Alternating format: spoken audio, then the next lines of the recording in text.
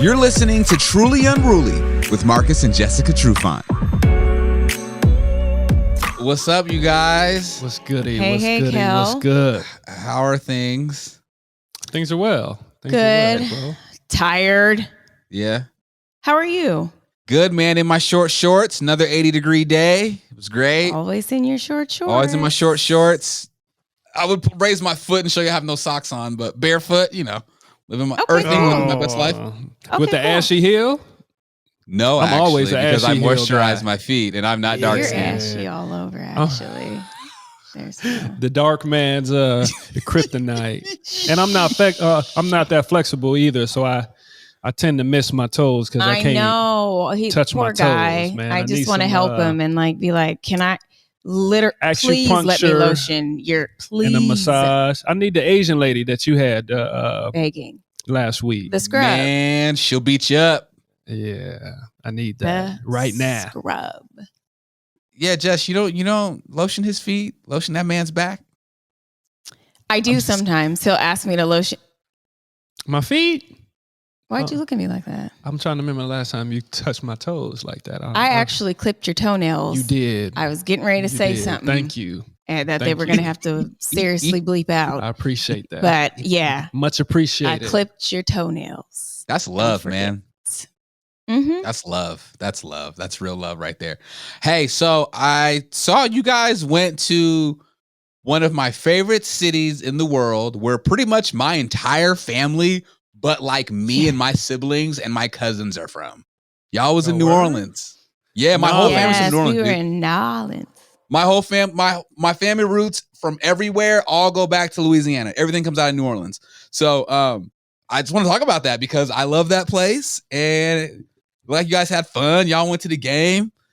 How was it? Did. They party in the stadium. They do. Oh my gosh. Yeah. The stadium, it was pretty funny because like everybody had rhythm. In Seattle when the camera turns to a section and there's people like dancing all weird and clapping off beat. No, everybody in that stadium was on point. Second line in the bounce is definitely in full effect. Right. Yeah. Except for one of the cheerleaders. Or what do you call them? A dancer now. They're not male cheerleaders. They're not cheerleaders. They're right. The dance team. The non-binary dancers. Mm-hmm. Jess, were you the only one that paid attention to this? Because I know you're very into dancing. So like I know like and like choreographing and stuff. So I know you probably like just that like instinct goes off and you kind of look and you're like, ooh, girlfriend. No, it was pretty obvious. He stuck out because it was a he, Kel, so make sure we get right. Yeah. First of all, he was about 50. He looked like he was in his late 40s. He had some salt and pepper. He was completely gray with a little bit of pepper. And he didn't have, how can you describe his I'll describe dancing? It appeared that he had on AirPods and was listening to his own music, right? But he was very excited and was very smiling. Very his energy enthusiastic. was really positive, and he was really having a good time. His energy was really good, but really it didn't match. Be mad at him. It didn't match the rhythm, and they didn't like necessarily dance with the cheerleaders, but they did a lot of really incredible stunts and flipping. And so, right before the stunt, he would try and hype up the crowd by doing these weird gyration, open leg. I gotta send you the video. Off Kel. clap motion. It was pretty amazing, actually. It was incredible. I got you. You got to see it to believe it. You literally had to see it. But the energy that he brought and they all brought, it was amazing, even though the Saints lost in overtime. I tried to make the TV copy too. I got hype a couple times on the camera that they bring around. I hit them with the who dat. Right there. Well, was it the little camera? This woman comes around with this little tiny, looks like a mini kaleidoscope type camera. Was it for the social? And Marcus is like, yeah, like doing all this. And I'm sitting there like, am I supposed to do something? Am I supposed to like get up? Because, you know, normally when he played, we sat in the suite. So we wasn't on camera ever. So I don't know the etiquette when the camera flash. What are you supposed to do? Do I lift up my shirt?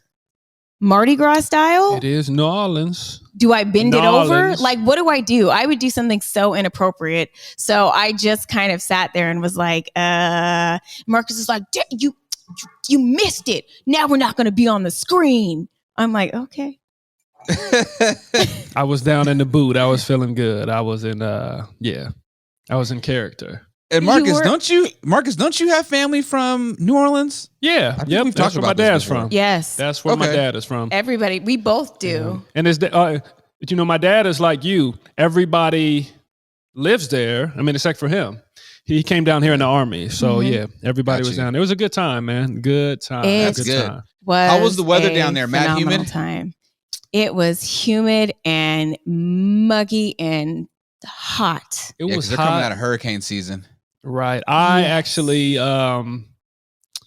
enjoyed the warmth from my joints and my bones and such. So I felt good out there. I felt like I was if I was to run a 40, I would have been a couple tenths of a second faster just because of the weather. That's what I was thinking of, and just little stuff like that. But yeah, it was hot though. It was hot in a good way. When you guys visit there, because I know you've been there before, I know when I go there, I always feel a connection to that place. I remember the first time I went to New Orleans, it was, we went for Mardi Gras and I was 12 or 13. And first of all, I had never been around that many Black people. And I just felt like, damn, this is where I need to be. Yeah. And my brother and my dad and my dad too, we're telling my mom, we want to move to New Orleans. We want to be around our people and surrounded and immersed in the culture down here. Well, of course that didn't happen, but I think it's the hospitality. I think it's just everywhere you go, it's Black servers. This is Black. The attendants are Black. Everybody's Black. Everybody's my baby. Right. Yeah, hey baby. Hey baby. Yeah, man. Yeah. And it's definitely a good vibe, man. Good energy. Just good energy. Like, it's funny because like I have some cousins that are from New Orleans and they moved up to Seattle. They left New Orleans after Hurricane Katrina and came up to Seattle. And like my cousin Angie, she always be like, "What's going on, Woody?" Like just but the way she says it is just so like, damn, like just, "Hey, what's going on, Woody? What you doing, cuz?" Like, and like you said, just like every time I've gone down there, like I've seen like my great uncles, great aunts, my cousins. Like, I mean, I got generations of people down there. Right. And it's just funny how you just kind of just like blend in, you know? And like when the times my mom, you know, my mom was a school principal, right? And my mom has a degree and a master's in like language arts and like English. So like my mom speaks really well. You put my mom in New Orleans for like 2 weeks, all of a switch sudden, it up, right? it just comes out. You know what I'm saying? Yep. But wait, one more thing. Is it just me, or sometimes, especially the older people that are from New Orleans, do you understand what they're saying all the time? Yeah, I do. So here's the thing. I don't. I'm like, you have what? No, I know what you mean, Jess, because you have people that speak Cajun, that drop really fast. So for instance, if you listen to the head coach of LSU, he's Cajun. He's Cajun. You know what I'm talking about, Marcus? Yep, I do. Where'd y'all eat? Well, actually, we did a lot of sleeping upstairs. What restaurant did we eat at? I'll say this about the food, and this is where I was at, and I told you this while we was there. And one of my cousins said this also, that it's not so much about going out to the restaurants, and when you live in the country and you live on the outskirts, it's more about you drop in on people and they cook, right? And they cook for real. So it's almost like it's better, I think, going out to the restaurants. But you got city folk that don't really Did you city folk? Did you Yeah. just? Oh, I didn't know They you may was not just necessarily okay. agree with it, but I enjoyed it. I know Jess enjoyed it, and we all enjoyed the food at my auntie's house, at my cousin's houses, and all that. And I mean, it's really good food, and everybody cooks, down from the kids Right. all the way up to the old folks. Right. So, It's just the unification of his family is beautiful. Everybody comes together. Everybody participates. Old, young, everybody's dancing. It's just everybody drinking. Everybody's drinking. It is such good. It was a good time. Energy. Good time, it good was people. just. Good I energy just all the felt way very comfortable and just loved, and it was just amazing. And the reason why we even went to New Orleans was because his mom went down there to be there for her birthday and to watch Marcus's brother's first home game, and we decided to surprise her. Shout out to Miss Constance. Oh, that's Shout out nice. to Miss Very last Constance. minute. I know. Happy birthday. And so, yeah, that's why we went down there. So it was That's just awesome. such a good time. Did you guys, since you said, there's a lot of drinking, which I know about that down there, please tell me you went to the drive-through daiquiri stand.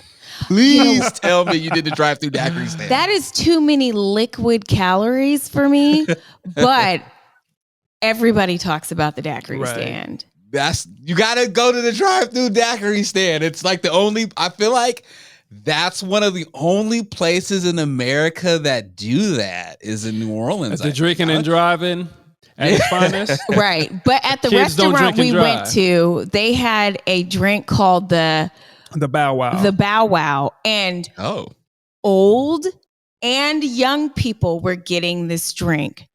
So excuse me, server, what is in this drink? 5 shots of light rum, 5 shots of dark rum. 10 total. Oh my gosh. Yeah. Everybody was lifted up to the next level. To go with the crab claws and the po' boys. Oh, the po' boys, the crab claws, what else did we have? Who made the red beans and rice? Gumbo. We didn't even have, because we have red beans and rice so much, we didn't even have red beans and rice at the restaurant or at his family's house. We had like some type of Cajun pasta at his family's house, and they had coolers, and they opened the coolers, and they were full of meat and shrimp and just sauce. It was insane. And the blue crab, the little crabs too. What kind of gumbo did you guys have? Because New Orleans gumbo, like the thing down south, and I've gotten to this argument with a lot of people about gumbo, is that the real gumbo that people make in New Orleans is very different from the gumbo you get in Mississippi, very different from the gumbo you get in Alabama.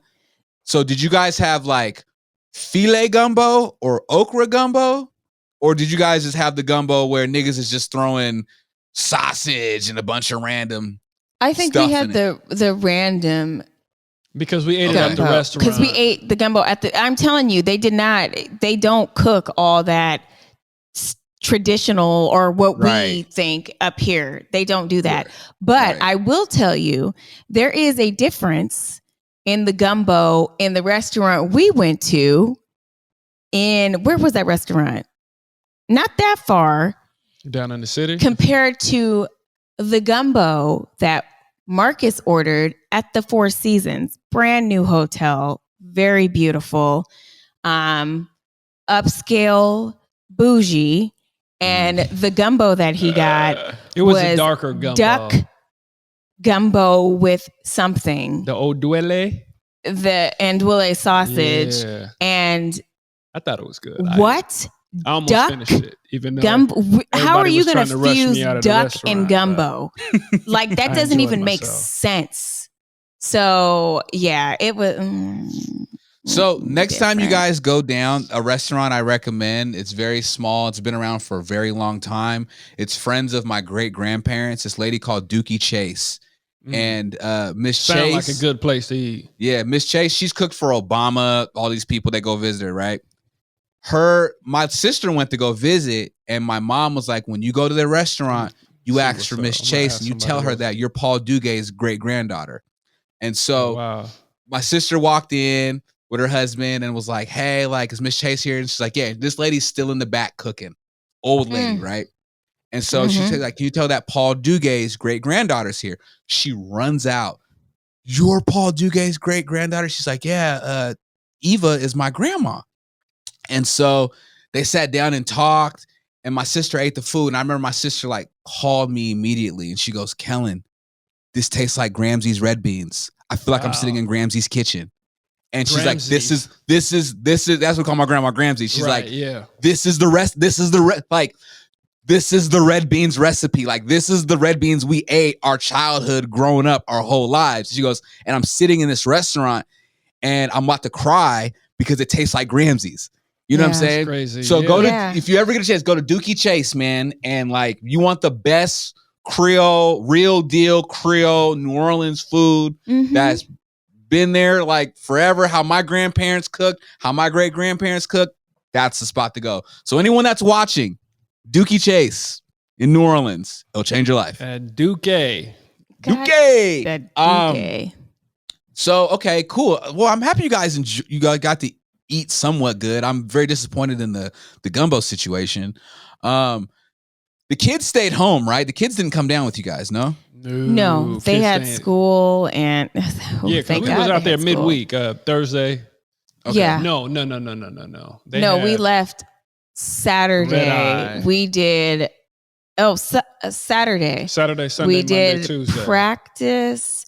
We did a birthday party for our daughter. Then we saw our daughter off to her first homecoming. Then we caught. Did you cry? Wait, stop. Did you cry, Jess? No, because I was too busy trying to control myself. I did a good job because she has braids, right? And it's a little bit hard to style braids. And so she showed me this YouTube video of these kind of barrel curls or something like that. And you know what? I did my goddamn best. It was an argument. There was no argument. There was some back and forth. I will say that the energy was in the air. Well, I wasn't even trying to argue with her because it's not about me, right? I could tell she didn't like it. I'm like, take it down. It does not bother me. I don't want you to be uncomfortable. Take it down. So, yeah, that's what I was doing. Like, I told her to take it down for like an hour before she left. I'm like, take it down if you don't like it. She's like, but it doesn't look like the video. And I'm like, but the woman on the video looks like she's out of Baps, the movie. So I feel like what I did was more subtle and it would work. And then my mom's like, she should just wear it. You tell her she's going to wear it. And I'm like, Mom, I cannot force her to wear it. She's going to have a terrible time if she's uncomfortable. I cannot make her wear her hair like that.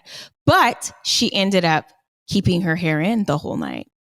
So good job, Mom. I did my best. I think I did a damn good job. How do they do?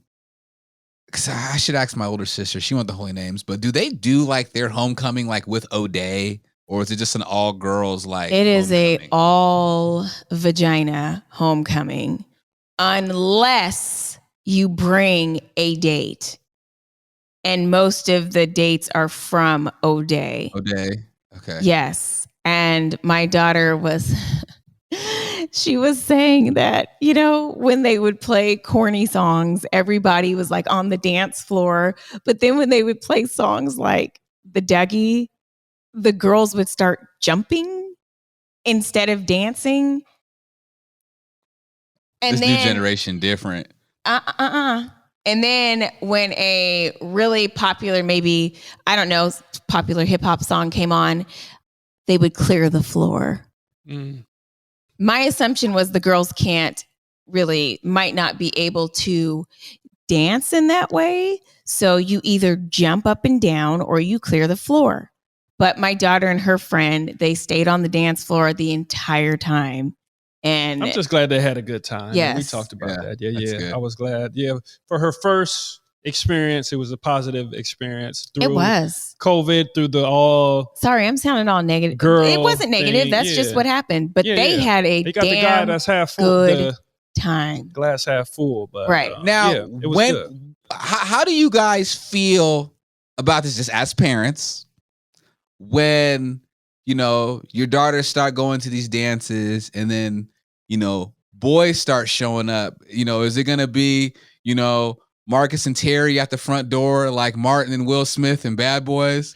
I've already had my homies that asked me if they need to show up and come through. So it's coming. Reggie, it's coming. Reggie, who this? Yeah. nigga, who's you, Reggie? You look 30, right? Yeah. But it won't be, I trust my daughter 100%. So I would never want to put her out or make her uncomfortable, but definitely want to let the young fella know that, of course, I'm watching, I'm present. They're going to do what they do I'm anyway. available, yeah, but you've got to instill that kind of stuff in your kids. And I might not trust the dude, but like you said, we trust our daughter. Right. So she's not going to take any bullshit. Malfeasance. Any malfeasance. None.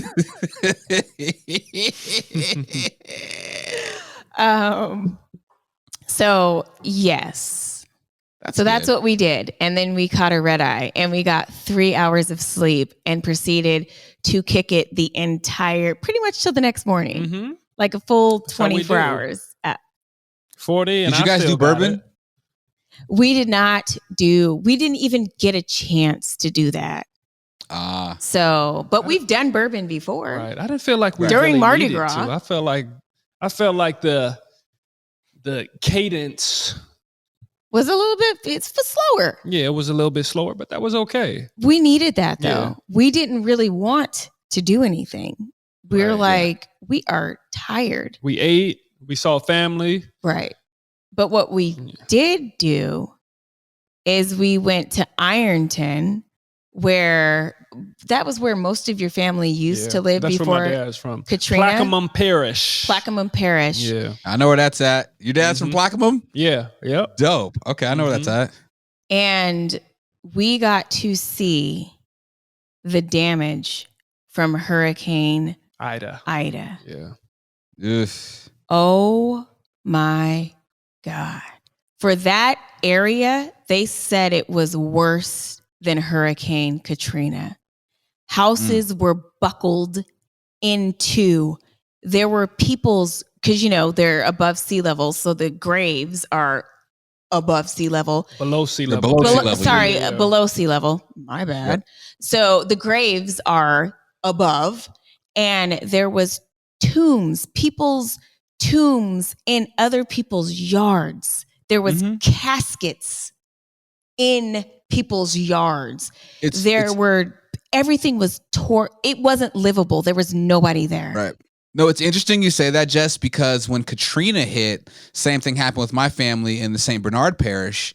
My cousin's house was on top of my great aunt's house. It was literally on top of the house.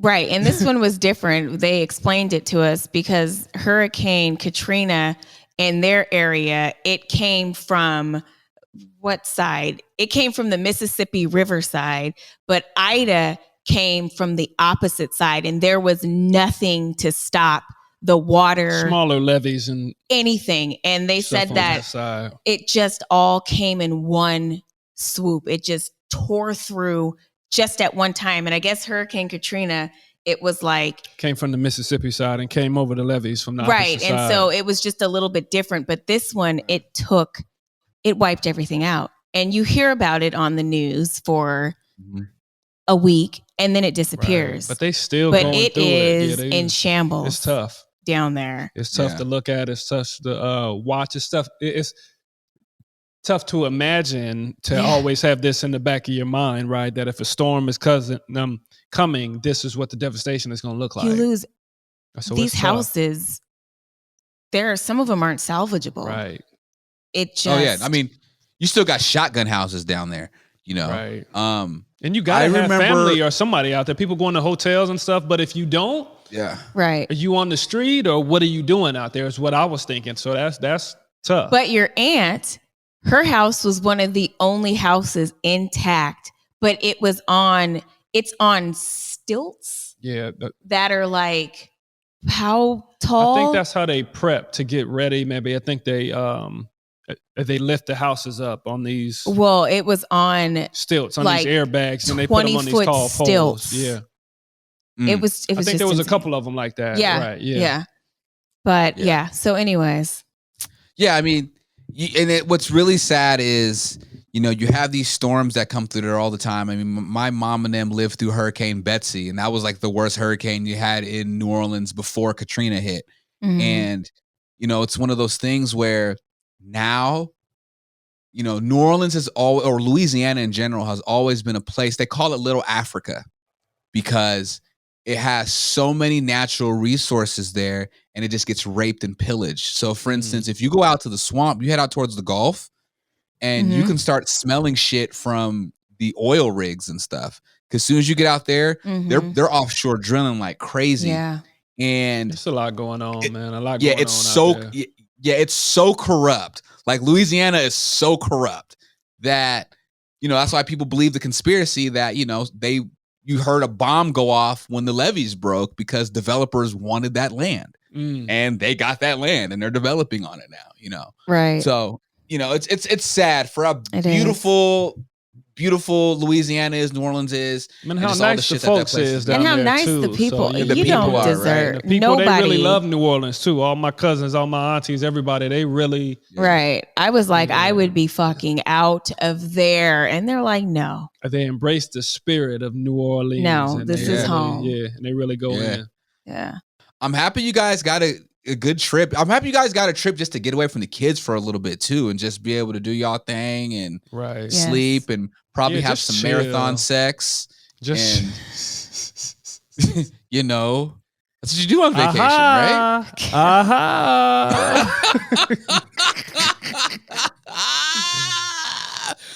Yeah. Hey. I mean, I see, Jess, you got them twists pinned up. So, I mean, something got sweated out. But so anyway, it was needed though. It was good all the way around, for real. Though, that's on a like serious note. They're like, so when did you? Well, we got up at 9, and then we went back to sleep, and then we watched a movie, and then we went back to sleep, and then we did something else, and then we went back. So, anyways. Yeah, that's what you do on vacation, though, especially when you don't got the kids. What? We're about to get these in.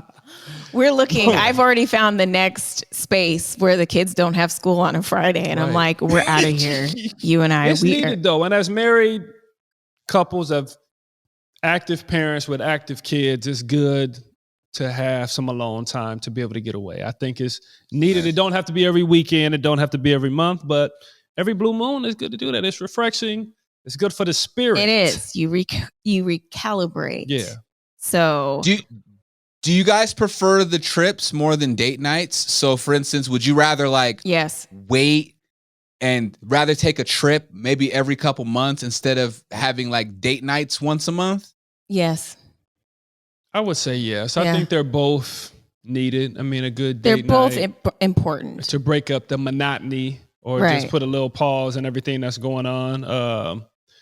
But the trips is great, man. It's less stress and you're just able to relax, because with date night, you're like, okay, I got to get back and this was coming tomorrow, right?